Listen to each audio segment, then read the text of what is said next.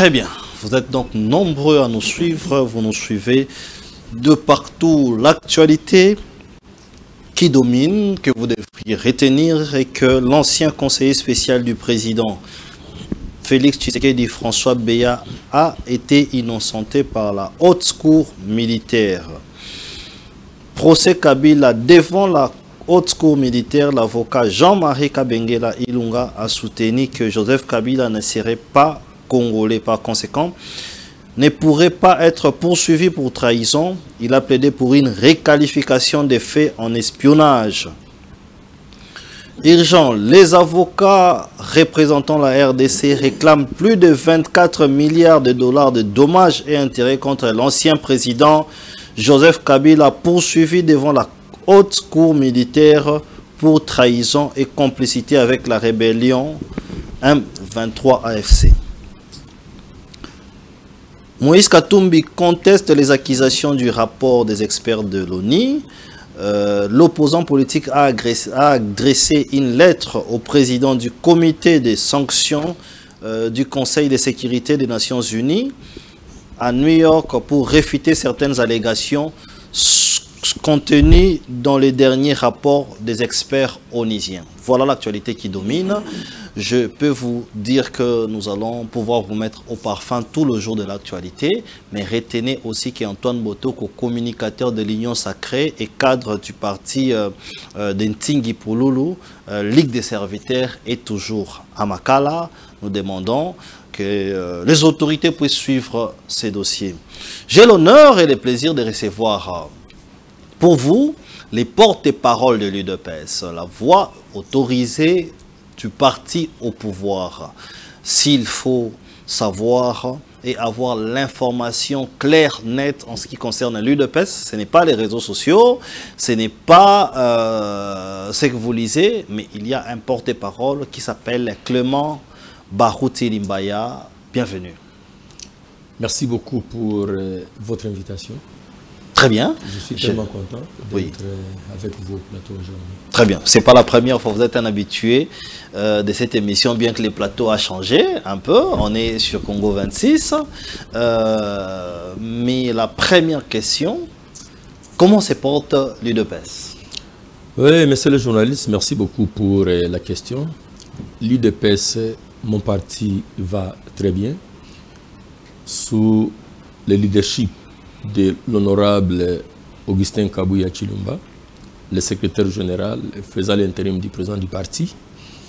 Les partis se portent très bien. Ok. Quand vous dites très bien, c'est-à-dire que tout ce qu'il y avait comme brouille à l'UDPS, contestation, toutes ces choses aujourd'hui appartiennent au passé. Oui, ici, j'aimerais soulever quelque chose en disant que ce qui s'est passé au sein de mon parti, c'était un problème de l'incompréhension. Parce qu'il y a beaucoup de gens qui ont accusé le président d'intérim. Oui. Et on a accusé sa gestion. Et ils ont oublié qu'il y a des faits que vous ne pouvez pas se surpasser de ça. Ok. Parce qu'ils ont dit que l'honorable président ad intérim gère très mal les partis. Nous, quand même, on leur a présenté les faits. Qu'aujourd'hui, personne ne peut s'en passer de ça. Ouais. Par exemple, l'UDPS, c'est pour la première fois dans son histoire. Oui. Aujourd'hui, nous sommes une première force politique en République démocratique du Congo. C'est sous le leadership de l'honorable Augustin Kabouya. Oui. Nous étions partis au Congrès, tout le monde le sait. Nous lui avons confié la gestion du parti avec des missions bien précises. La première démission, c'était d'amener les partis aux élections. Et deuxième démission, c'était d'organiser les partis. Et en organisant les partis, nous nous sommes dit qu'il fallait que chaque territoire devienne des fédérations. Ok. Et puis la troisième démission, c'était il va maintenant convoquer les autorités du parti, les cadres du parti.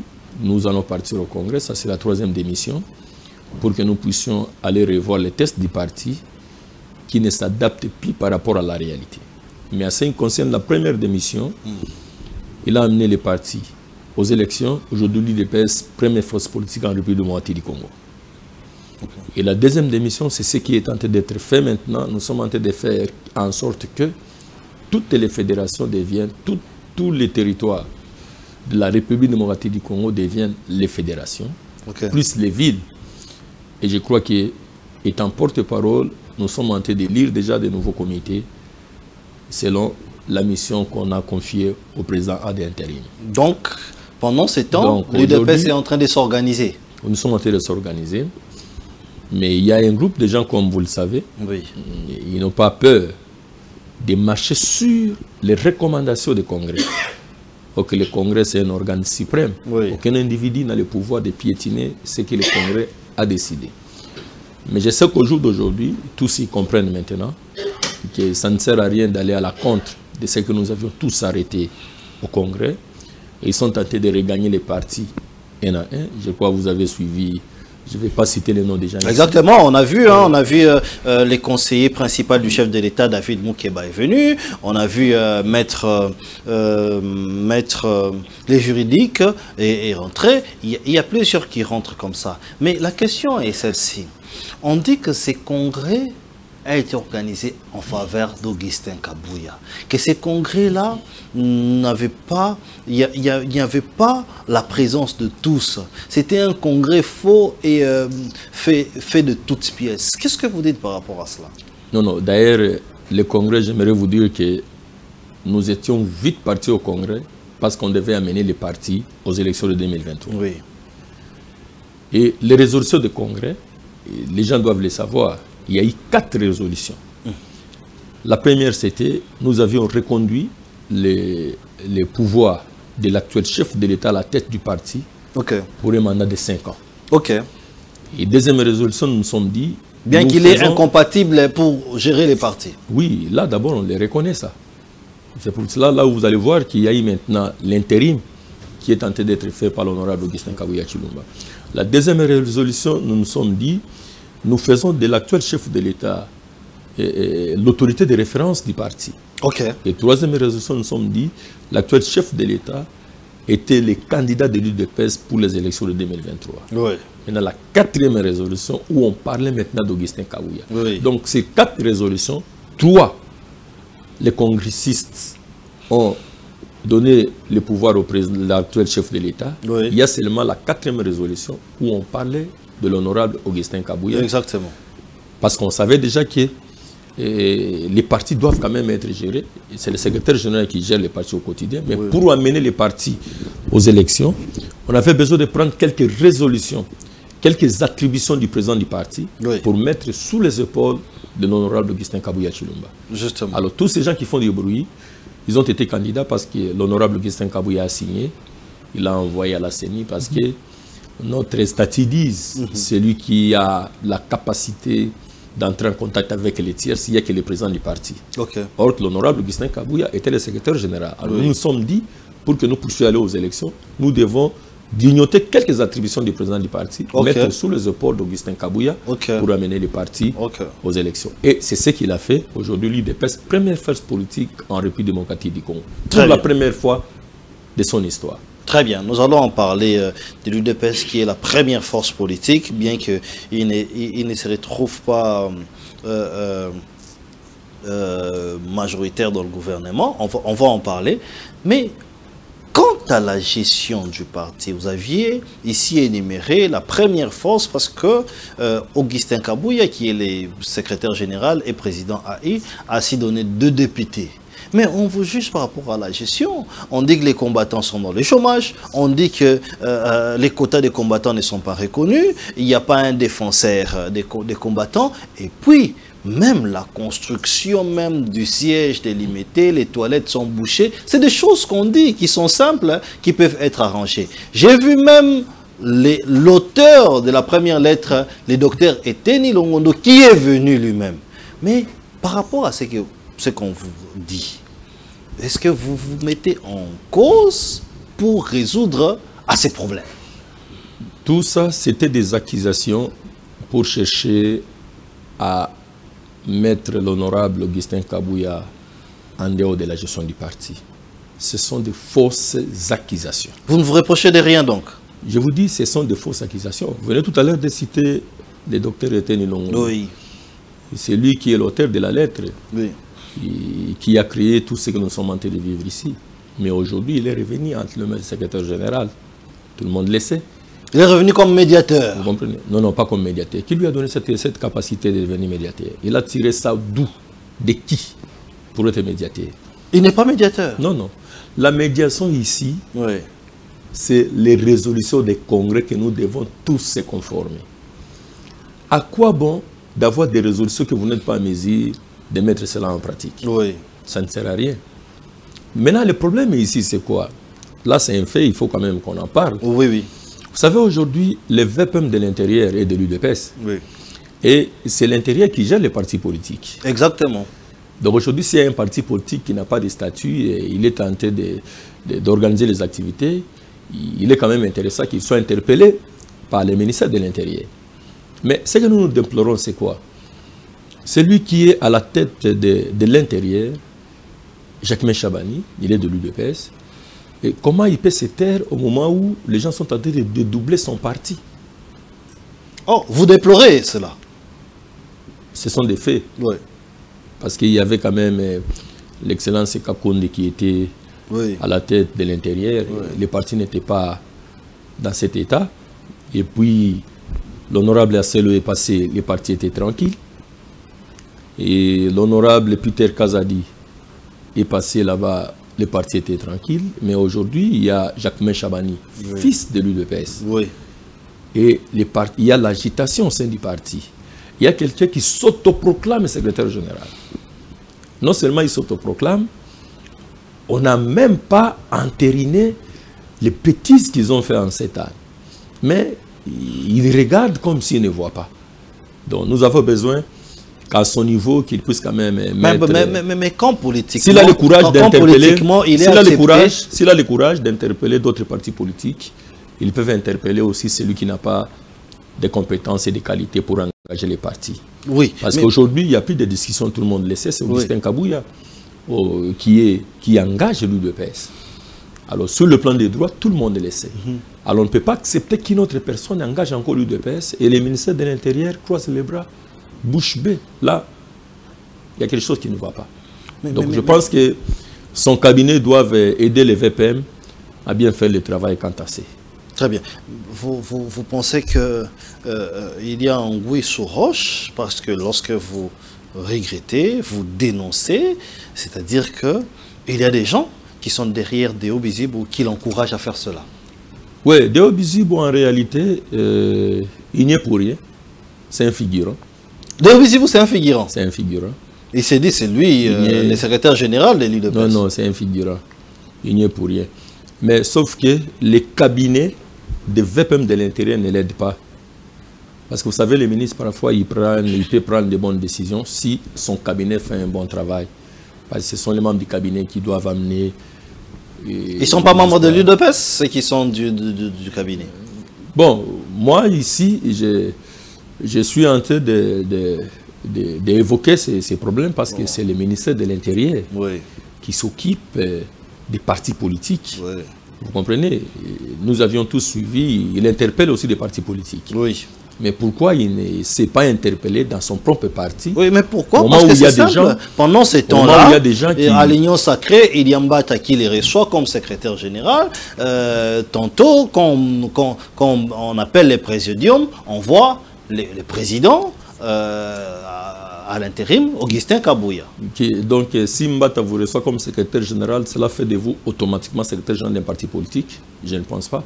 Mais il dirige l'Union Sacrée. Mbata est le secrétaire permanent à l'Union Sacrée, mais on a mis à sa disposition les listes des personnalités qui sont censées représenter chaque parti de l'Union Sacrée. Ok. Il a ça sur sa table. Et il sait qui engage l'UDPS. Mais quand il reçoit, par exemple, Deo Bizibou, il est sur base de quelle loi? Moi, je pense qu'il les reçoit comme des amis parce qu'ils se connaissent bien, les gens de même parti politique, mais ils ne peuvent jamais le recevoir comme étant secrétaire général de l'UDPS parce qu'ils connaissent celui qui engage les partis avec les tierces. Très bien. Très bien. Dernière question. Il y avait de troubles à l'UDPS, surtout au Kasaï, à Kananga. C'est vrai que cette gestion a été confiée à un comité, notamment Donald Kabassel, qui était dans le comité, qu'on va essayer d'échanger avec. Est-ce que maintenant il y a la calmie? Parce qu'on nous suit là-bas à Kananga. Oui, je pense que par rapport à ces dossiers, je dois vous avouer qu'il y a maintenant la calmie. Donc tout est redevenu à l'ordre. Oui, oui. Très bien. Très bien. Donc, et revenir à l'ordre, cela veut dire quoi? Oui. Il faut suivre les orientations de celui qui gère les partis. Et celui qui gère les partis aujourd'hui, c'est l'honorable Augustin Kabuya Chilumba. Très bien. Mais on dit que ces diffusions ici, c'est de la même manière que vous gérez avec les pays. Il y a des secrétaires généraux. Tantôt dans la ville de Lubumbashi, il y a 2 maires de la ville. Il n'y a pas de secrétaire général. Deo Bizibou s'est fait appeler secrétaire général. Il est dans la tête de ceux-là qui ne respectent pas les tests. Comme moi, je ne peux jamais le voir comme secrétaire général. C'est un secrétaire général adjoint. Il doit accepter de s'asseoir là où ça lui convient. Il n'a pas le kilo, le poids de porter l'UDPS comme secrétaire général. Il n'en a pas cette compétence. Très bien. Il est mieux là où il est comme secrétaire général adjoint. Il travaille toujours comme secrétaire général adjoint? Non, non, j'aimerais vous dire que ça fait autant de mois qu'il ne se présente même pas à la réunion. Il ne se présente pas à la réunion. Donc, je ne sais pas, il a son bureau où, je ne sais même pas où est-ce qu'il siège. Et comme étant... Non, il ne vient pas au siège du parti. Non, non, il ne vient pas. Mais qui prévoit l'UDPS quand... quelqu'un s'est rebellé. Bon, mais quand quelqu'un s'absente d'abord, et puis qui prévoit l'UDPS? Il s'est rebellé. C'est un rebelle? Oui, il s'est rebellé. Contre les tests du parti. Oui. Et qui prévoit les partis comme ça? Je crois que nous avons les comités de discipline qui doivent statuer sur son cas. Très bien. Et je ne fais pas partie de ces commissions, de ces comités. Très bien. Alors, j'ai rappelé que nous recevons les porte-parole de l'UDPS, Clément Barot-Silibaya, il est cadre porte-parole de l'UDPS, ancien président de la Ligue des jeunes UDPS, et il a géré plusieurs départements au sein de l'UDPS. Bon, vous étiez à la Chopo. Oui. La première question, comment avez-vous passé les séjours à l'intérieur du pays? Sans courant, certainement, et sans eau. Comment c'était? Non, non, il ne faut pas dire qu'il n'y a pas courant, il n'y a pas des eaux, il y en a. Ah bon? À Chopo, là-bas, il y a du courant et de l'eau? Non, non, nous avons des communes où il y en a. Il y a des communes où il n'y en a pas. Ok. Donc, les séjours précisément qui Kisangani, c'était bien passé. Je profite de l'occasion ici pour féliciter ceux qui gèrent la province. Ici, je cite le gouverneur Paulin et son vice, Lomoyo, Didier. Vraiment, visiblement, il y a des travaux qui se font. Mais je dois quand même déplorer parce qu'il y a des choses aussi que j'ai déplorées. Normalement, il y a des kilométrages qu'on a donnés dans chaque province pour asphalter des routes. Mais ce que j'ai déploré est que c'est seulement dans une seule commune où presque on est tenté d'asphalter les routes. Donc dans une seule commune seulement? Oui, c'est là où je vois qu'il y a des travaux qui se font beaucoup plus. Il y a d'autres communes, jusque-là, je n'ai rien vu. Parce qu'il y a des routes de l'intérêt général. Peut-être vous ne connaissez pas, ils connaissent, Chopo le savent très bien. Mais je prends la route qui quitte Soteski jusqu'à l'aéroport. Intérêt général. Oui, cette route-là, ça traverse tous les 6 communes. Comme tous les 5 communes, parce que non, c'est 6e commune, c'est l'autre rive. Cette route, ça commence à partir de Mangobo. Vous entrez à Chopo, vous passez par Makiso, vous passez par zone Kisangani, vous passez par Kabondo. Vous maîtrisez bien ce point-là? Je suis de là. Alors, cette route-là, on est tenté de négliger ça. Mais il y a des ruelles, des avenues dans Makiso qu'on est tenté d'asphalter. Là j'ai trouvé qu'il y a l'injustice. On laisse la grande route, on va dans des petites ruelles. Oui. Et souvent, ça passe devant les parcelles de quelques notoriétés de la ville. Notamment les chefs de l'État. Non, non, les chefs de l'État pas là-bas. Je parle de quelques autorités, donc des notables de ces coins. Oui. Ils ont profité des nombres de routes qu'on a données à la Chopo pour que ça passe devant leurs parcelles. Au moment où il y a des routes de l'intérêt général. Ils ont pris des parcelles, ils ont mis dans des routes, ils ont mis dans leurs parcelles. Non, non, ce n'est pas ce que j'ai dit. J'ai dit des petites ruelles. Oui. N'est-ce pas? Oui. Qui n'est pas dans l'intérêt général de la Chopo. Parce qu'il y a des routes de l'intérêt général. Vous comprenez? Oui. J'ai cité la route qui quitte Makiso, qui traverse la route qui quitte Soteski, oui, qui traverse Mangobo, qui traverse Chopo, qui traverse Makiso, qui traverse Kisangani, qui traverse Kabondo, jusqu'à l'aéroport. Ce sont des routes à l'intérêt général. Okay. Mais là, on est tenté de négliger. Et vous allez voir les ruelles. On est tenté d'asphalter les ruelles dans une seule commune où habitent ces notables. Alors, je profite de l'occasion. Donc, on a choisi que la commune où habitent les notables. Oui. Voilà. Donc là, je profite de l'occasion pour interpeller ici les conseillers principaux du chef de l'État en matière de l'infrastructure, David Moukeba, oui, qu'il puisse revoir ses problèmes. Mais qu'est-ce que lui il a à voir? Je pensais que vous alliez interpeller les directeurs généraux de l'OVD non, ce n'est pas l'OVD. Ici, quand on vous donne le nombre de kilométrages à asphalter oui, dans votre province, maintenant, ceux qui gèrent la province, oui, ils choisissent maintenant, ça va passer par ici. Oui. L'essentiel, c'est le nombre de kilométrages. Okay. Maintenant, ceux qui gèrent le nombre de kilométrages au niveau de la province, ce sont ces gens-là maintenant qui ramènent tout devant leurs parcelles. Ok. Au lieu de nous ramener dans des routes des intérêts généraux. Oui. Voilà pourquoi j'interpelle ici. Je profite de cette occasion parce que je sais que David Moukeba, il est le conseiller principal du chef de l'État. Oui, le conseiller principal du chef de l'État. Un monsieur qui répond au téléphone, hein, vous l'appelez et il répond je sais pourquoi je m'adresse à lui. Oui. Je sais pourquoi je m'adresse à lui. Il est tellement apte qu'il puisse un peu regarder cette affaire au niveau de la Chopo, où les gens récupèrent tout pour les mettre devant leurs parcelles. Ce n'est pas normal. Il fallait qu'on puisse revoir beaucoup plus de routes à l'intérêt général. Il récupère d'eux-mêmes, il se lève un matin, il récupère pour inclure dans sa parcelle où il a un document. Non, non, je ne sais pas si vous me comprenez. Oui. Je donne un exemple. Le gouvernement dit que nous allons asphalter, nous avons autant de kilomètres. Je donne un exemple, 1000 kilomètres qu'on doit asphalter dans la province de la Chopo, précisément à Kisangani. Oui. Maintenant, les 1000 là, on amène ça dans la province. Maintenant, ceux qui gèrent la province, ce sont ces gens-là qui doivent maintenant décider quelle route faut-il asphalter. Oui. Vous comprenez? Ok. Maintenant, c'est là où maintenant, il y a les tricages. Ok. Au lieu de voir les routes à l'intérêt général, oui, ils prennent le nombre de kilométrages qui entourent leurs parcelles. Oui. Les ruelles, on commence à faire les ruelles. Au lieu de prendre ça, mettre d'abord dans des routes à l'intérêt général. Donc, au lié à la place de mettre les routes qui sont à la portée de tous, et ils mettent chez eux devant. Voilà. Et ils se retrouvent, j'habite devant l'asphalte. Voilà. Et, donc, pour faire monter les loyers, en fait. Dire, presque tout est concentré à Makiso. Vous comprenez?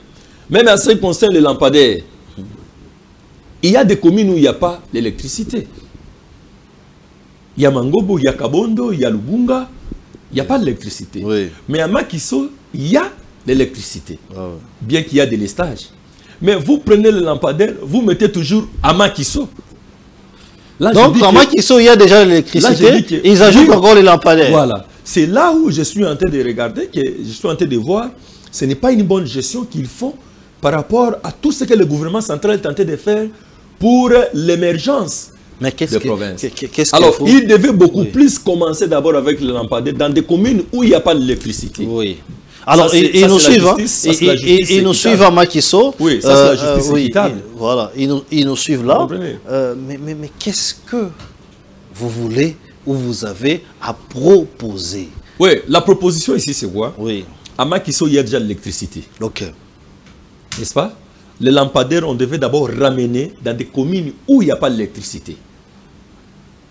Ça, c'est ce que je leur demande. Ok. Oui. Je demande encore quoi? Les routes. Oui. Au lieu de prendre ce kilométrage que le gouvernement central a mis à la disposition de la province, Oui. que ça puisse entrer dans les ruelles devant leurs parcelles. Ok. Il faut qu'on puisse affecter ça dans des routes à l'intérêt général, dont j'ai cité Oui. une route qui traverse 5 communes. 5 communes. Il y a une route qui traverse 5 communes. Déjà, Ok. ce sont des routes à prioriser. Ok. Vous comprenez? Donc, 5 communes, c'est quand même énorme. Hein? Oui, je leur demande de prioriser cela. Ça sera une très bonne chose. Très bien. Alors, à part ça, quand je parlais de séjour à Chopo, à part ces domaines-là, oui, là, j'étais parlé de Kisangani. Voilà. En dehors de Kisangani, nous avons les territoires. Il y a les territoires d'Ubundu, de Basoko, de Yaouma, de Bafouassende, d'Isangi, de Banalia et d'Opala. Okay. Et dans les territoires, nous avions envoyé aussi des gens là-bas. Je crois que je félicite encore le chef de l'État pour l'idée de 145 territoires. Oui. Il y a des travaux qui se font.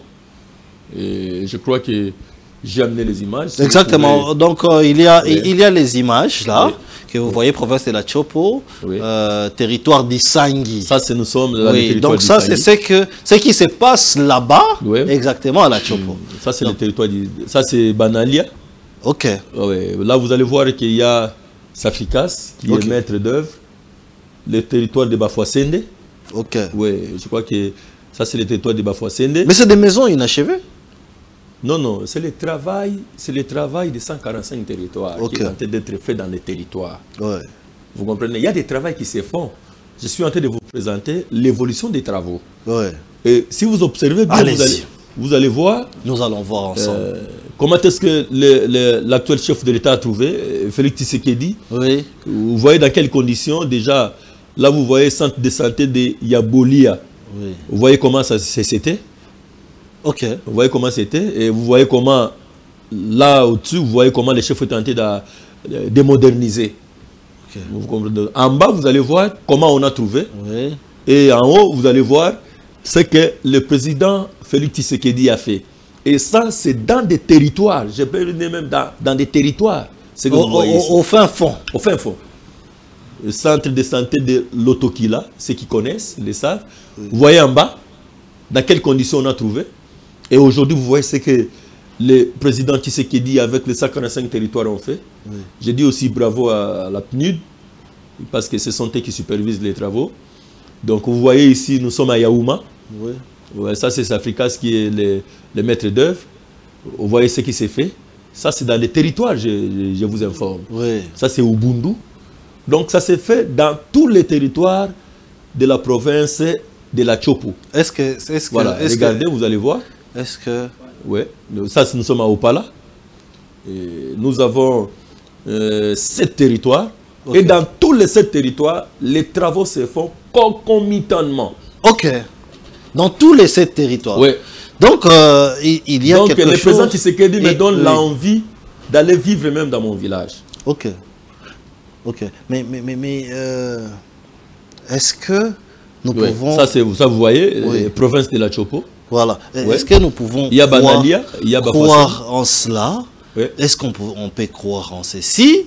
Ou on peut se dire, ben, écoute, ce sont des procès d'intention ou ce sont des images montées? Est-ce que c'est la réalité? Non, je vous dis que je viens de là, non? Oui. Je viens de là. Donc vous aviez palpé cela? Oui. J'étais à Chopo. J'étais à Chopo. Précisément qui s'en où j'ai passé mes séjours. Mais j'ai quand même diligenté des gens dans les 7 territoires. Oui. J'ai envoyé les gens dans les 7 territoires. Oui. Les gens étaient partis à Ubundu, ils étaient partis à Bafouassende, à Basoko, à Yaouma, à Isangi, à Banalia et à Opala. Okay. C'est pour cela, si vous regardez bien, vous allez voir qu'il y a les territoires qu'on a mentionnés. En bas, C'est ce que le président Tshisekedi a trouvé. Oui. Mais ce qui s'est fait avec les 145 Donc, territoires... ce qui est en bas là, c'est ce que le président a trouvé. Mais Oui. ce qui est au-dessus, c'est ce que le président va laisser. Oui, oui. Voilà. Vous comprenez? Voilà. Voilà. Ça, c'est centre de santé de Yebolia. Ok. Oui, vous voyez ce qu'on a trouvé sur des images, là, vous voyez. Voilà. C'est le travail de 145 territoires de la province de la Chopo. Très bien. En tout cas, moi, je dirais que le travail de 145 territoires dans la province de la Chopo, ça évolue très bien. Très bien. Alors, donc, le président me donne l'envie aujourd'hui. Le président me donne l'envie aujourd'hui d'aller vivre chez moi, même au village. Exactement, mais il lui reste 3 ans. 3 ans pour qu'il dise au revoir à la République. 3 ans, c'est encore beaucoup. Ok. Ouais, c'est encore beaucoup. Il peut encore faire mieux que ça. C'est encore... 3 ans, c'est beaucoup. C'est encore beaucoup. 3 ans, peut-être pour vous les politiciens. Pour nous, dans 3 ans, c'est toute une vie. C'est toute une vie. Alors, ça passe vite plutôt. Oui, 3 ans passent vite. Je ne sais pas pourquoi ça passe vite, je ne sais pas pourquoi, mais il fallait quand même qu'on puisse tirer ça pour que les gens voient. Exactement. Donc, en bas là... Oui, c'est ce qu'on a trouvé. Oui. Centre de santé de Yanongue. Oui. Le centre de santé de Yaosengue. Oui. Ok. Oui. Je suis déjà le territoire de Yaouma. Voilà. Oui, voilà comment on a modernisé ça. Regardez comment le travail se fait. Ok. Ça, c'est Safricas qui est le maître d'œuvre. Ici, je suis à Ubundu, oui. Un autre territoire. Oui. Oui. Et voilà, les travaux commencent à évoluer. Ok. Oui, voilà ce que le président est en train de faire.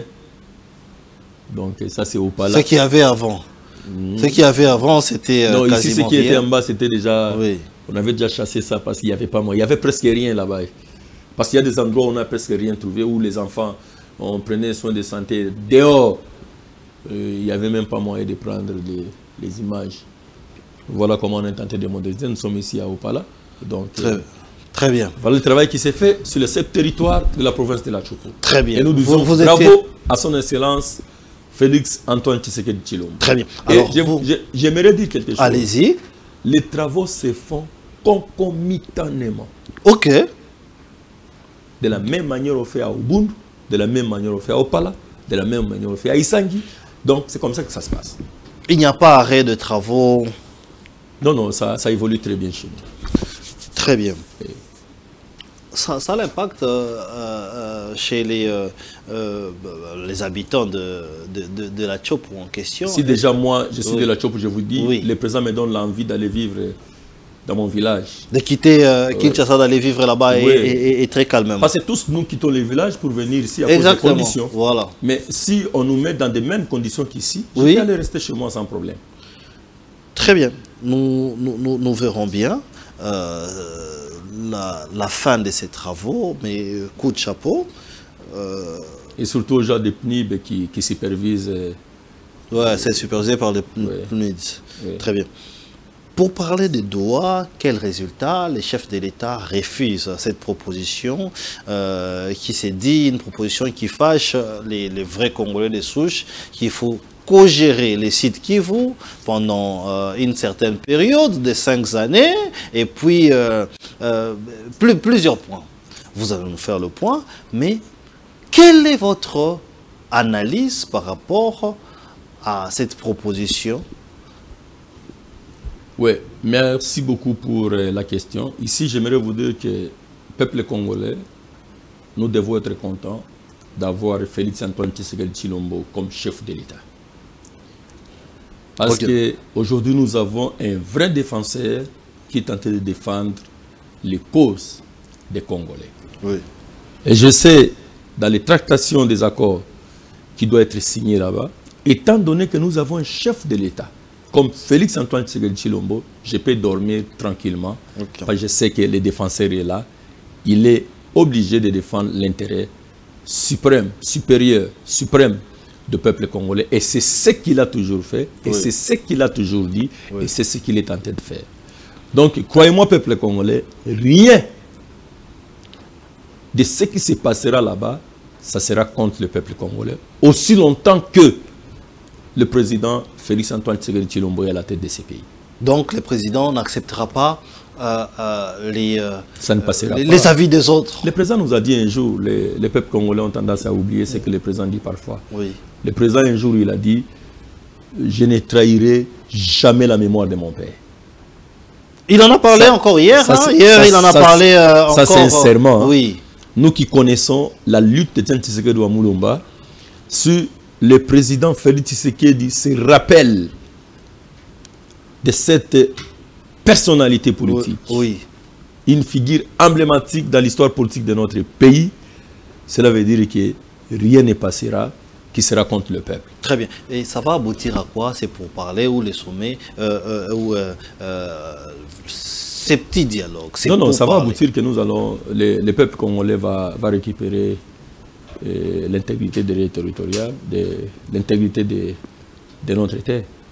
Pendant ce temps, les mandats du chef de l'État courent. Hein? Oui. Et il nous reste 2 ans ou 3 ans. Demain appartient à Dieu. Très bien. Regardons d'abord ce qui est aujourd'hui. Demain appartient à Dieu. Formation du nouveau gouvernement, on attendait, et moi, je me disais que Clément Barout, il sera ministre, par exemple, et porte-parole du gouvernement, ou ministre de l'Industrie. Je connais vos capacités, personnellement. Mais l'UDPS appellerait. L'UDPS appellerait parce que c'est maintenant l'église qui est servie. C'est maintenant, quand vous êtes pasteur, bien que vous, si vous êtes pasteur, les combattants ont pleuré. Qu'est-ce qui se passe? Est-ce que l'UDPS a donné les pouvoirs à Philadelphie? Le chef de l'État ne fait plus confiance aux combattants de l'UDPS et aux membres de l'UDPS. Qu'est-ce qui se passe que l'UDPS continue à pleurer et que vous ne vous retrouvez pas? Vous l'aviez dit au début. J'enchaîne ma question, que l'UDPS est la première force au Parlement. Cela sous-entendait que l'UDPS aura beaucoup de ministres, mais aucun. Moi, je ne suis pas UDPS. Ben, bien sûr. Et c'est moi je plairais. Bon, ici, vous n'allez pas les dire. Hein? Vous devez comprendre une chose. Il y a beaucoup de ceux qui sont dans l'UDPS qui n'ont pas bien assimilé l'idéologie de l'UDPS. C'est quoi l'idéologie de l'UDPS? Vous comprenez? Oui. Par là, je veux dire quoi? Un combattant qui a assimilé l'idéologie du parti ne peut pas pleurer. Parce que l'UDPS est là. Je peux citer les ministres de l'UDPS qui sont là. Jacques Mechabani de l'intérieur de l'UDPS. Vous voulez que je cite encore d'autres? Ils sont nombreux de l'UDPS qui sont là. Oui. Nous avons des ministres de l'UDPS qui sont là. Sauf peut-être que les combattants voulaient avoir d'autres têtes au lieu de garder les mêmes personnes.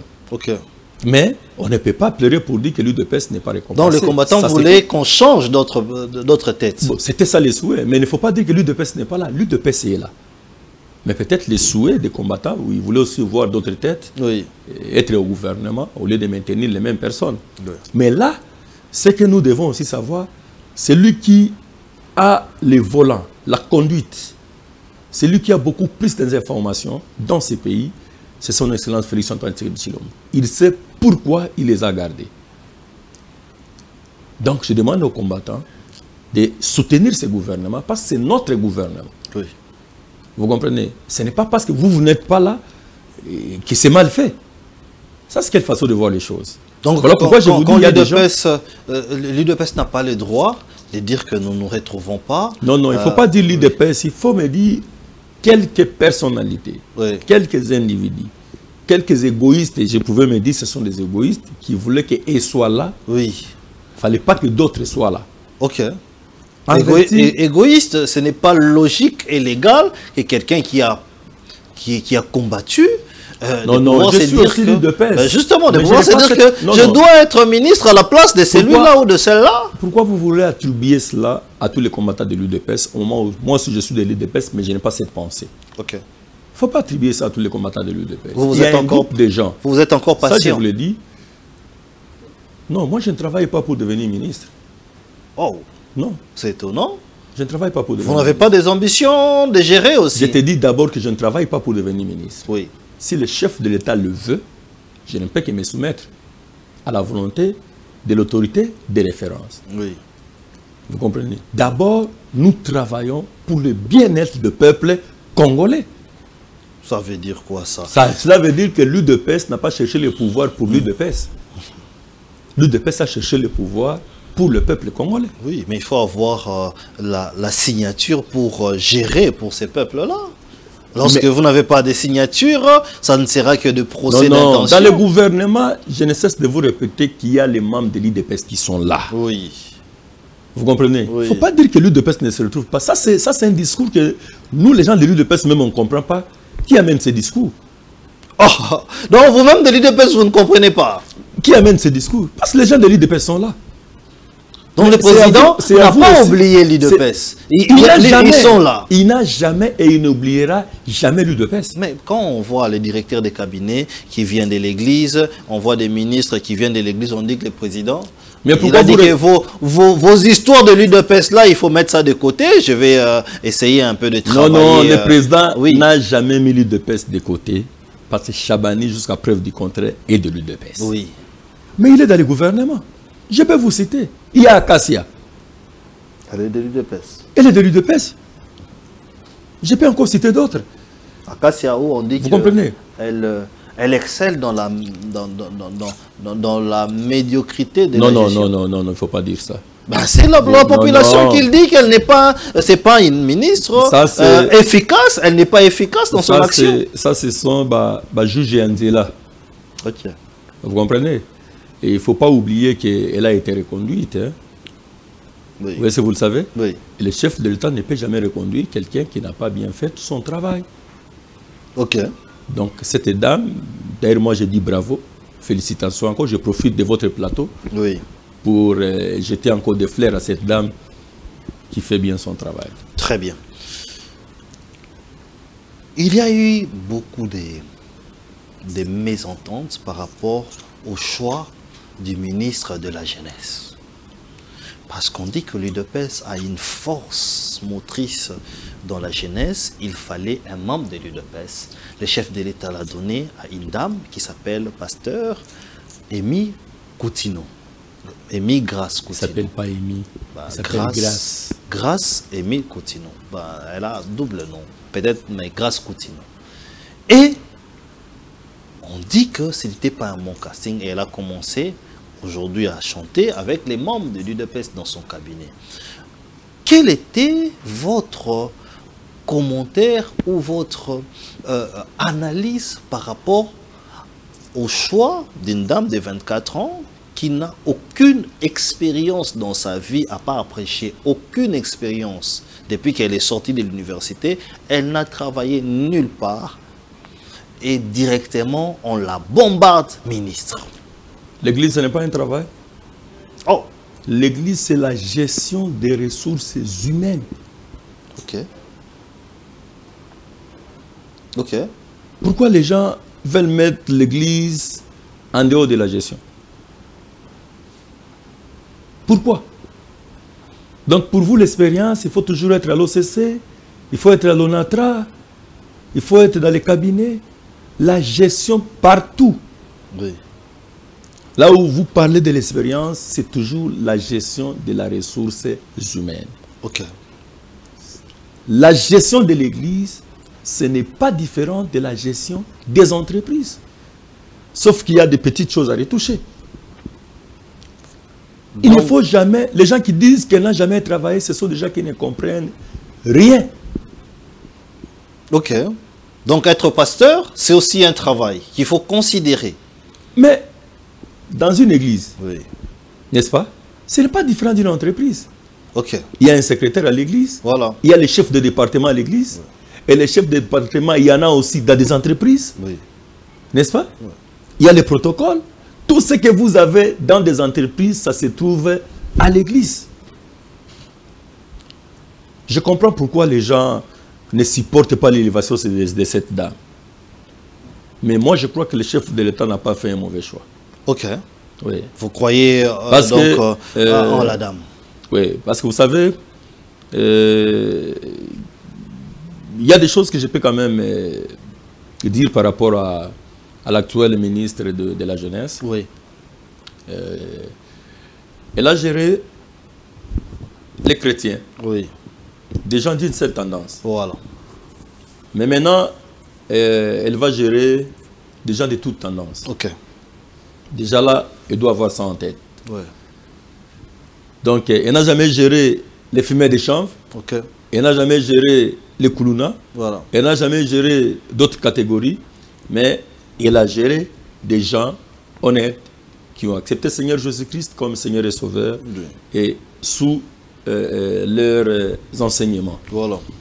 Maintenant, ce que je peux dire, elle a besoin, comme vous avez évoqué ici, elle a besoin de se faire entourer de jeunes des partis politiques. Ok. Donc je cite l'UDPS, okay, en premier lieu. Ok. Je cite l'UNC. Oui. Je cite MLC. Ok. Je cite AFDC. Je cite des grands partis. Oui. N'est-ce pas?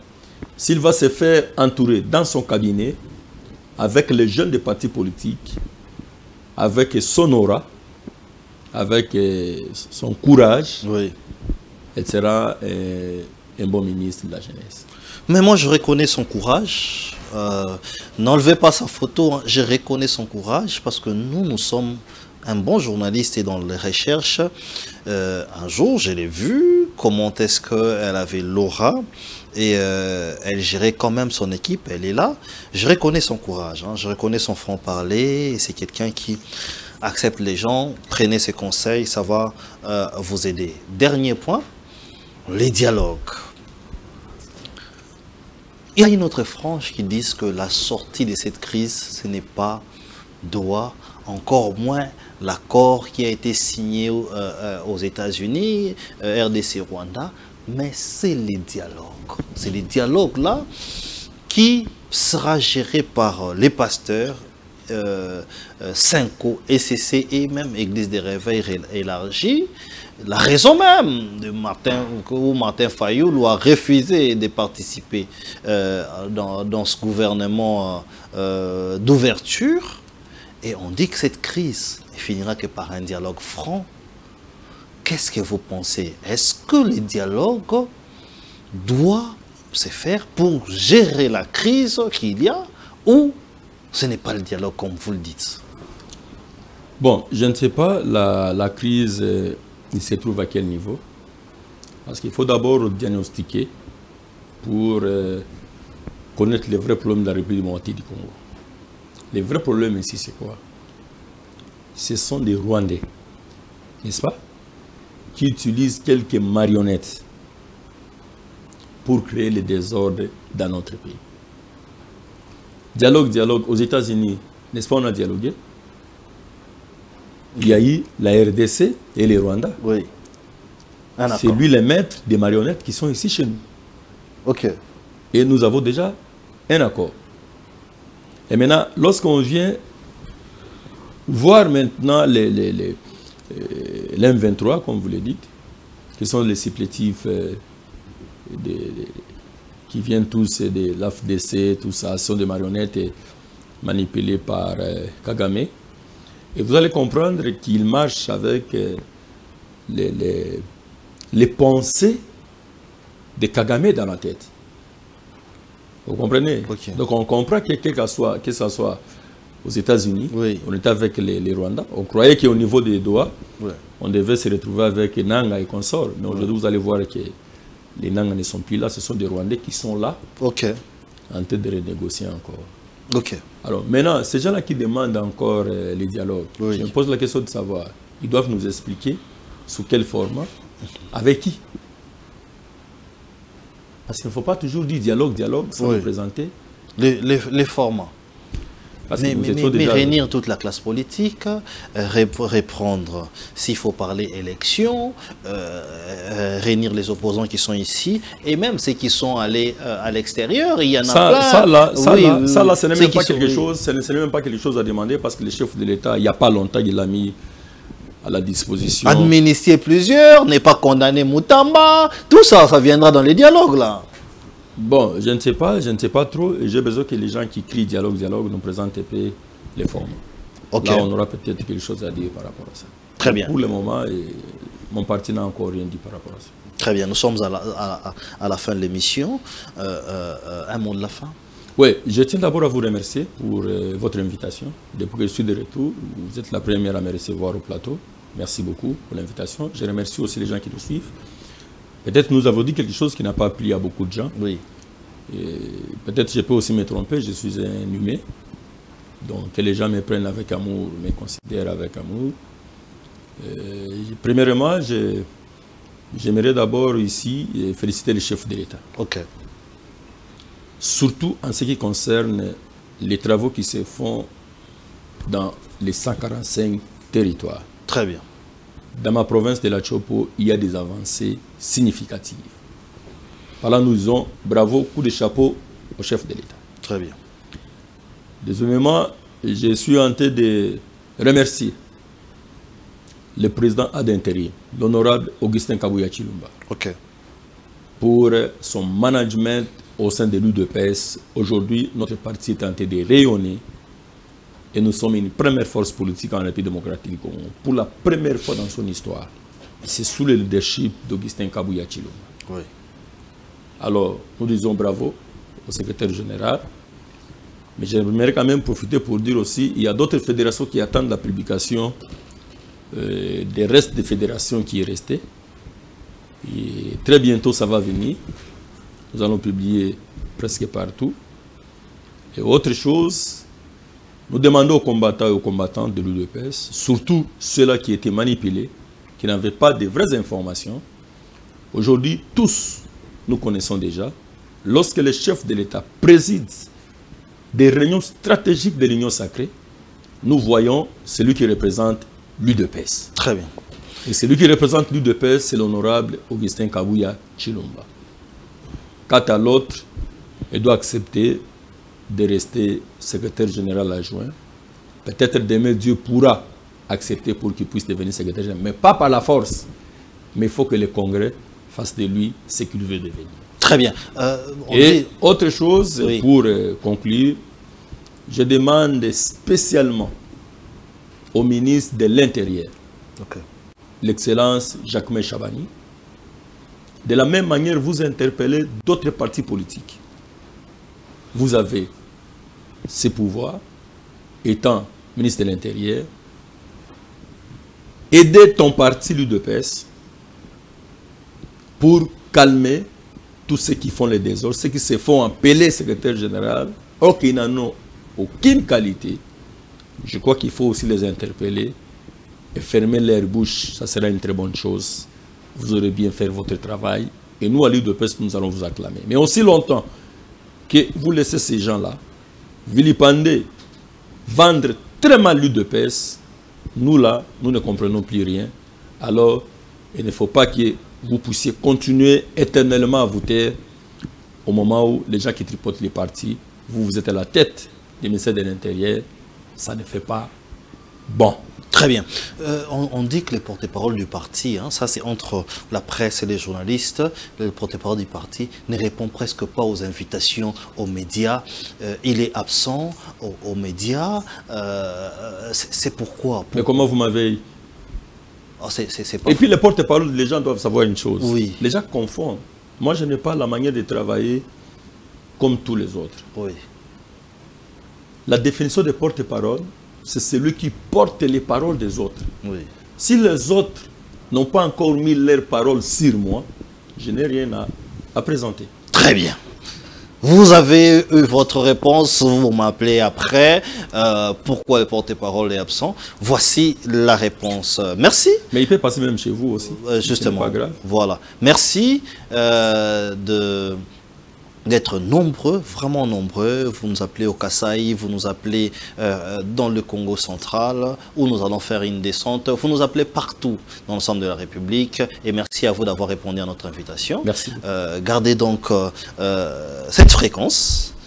Restez sur la même chaîne. Vous ne serez pas déçus. Bonsoir chez vous.